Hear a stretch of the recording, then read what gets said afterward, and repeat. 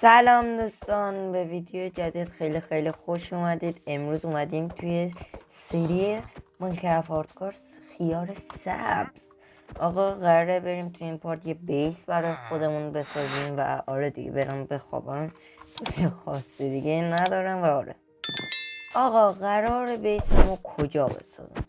من شاید خیلیاتون براتون سوال شده باشه که برای چی اینجا رو درت کردم اما اینجا رو همون استون گذاشتم. این پارت قرار بریم بهش رسیدگی کنیم.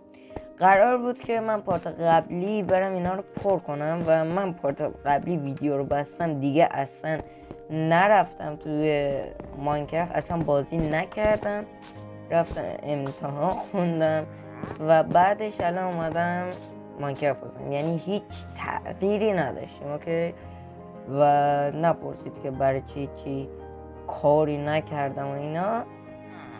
آره و الان من باید برم بیس بسازم و پارت بعدی ویلیجر دونی و اینا رو اوکی میکنیم. پارت بعدش دیگه انشالله میریم ندای کامندر دارم. یعنی میخوام خیلی سریع کار رو پیش برم. قرار بود چیل بازی کنیم اما نه. قرار من بیسی که میخوام بسازم قرار چجوری بسازم، کجا بسازم، اصلا چی هستش بیسه. قراره توی این منطقه ساخته بشه. حالا میبینید در ادامه چجوریه و اینا. من برم متریال بیس رو جمع کنم و برمیگردم. اوکی آقا، تمامی وسیله ها رو دارم، یعنی چیز خاصی نمیخواد، فقط چوب نیاز داشتم.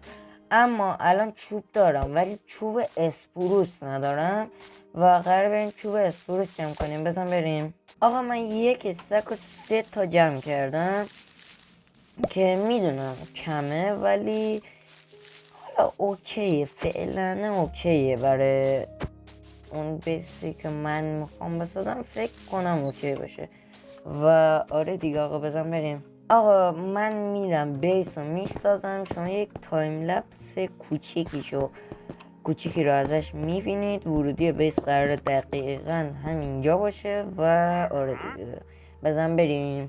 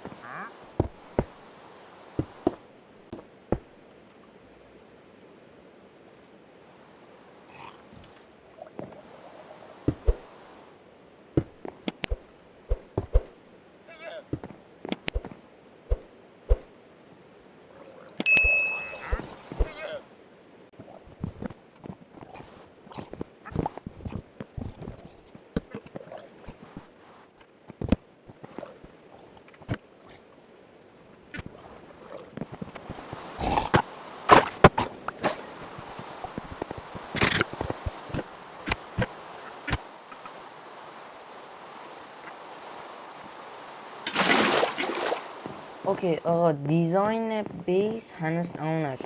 خود بیس کلیش تموم شده. این بیرونش قراره تغییر کنه. جلس ملسش رو این منطقه ها قراره خوشگل بشه. شوگرکین دورش کاشته میشه و دیزاینش میفته برای پارت بعد.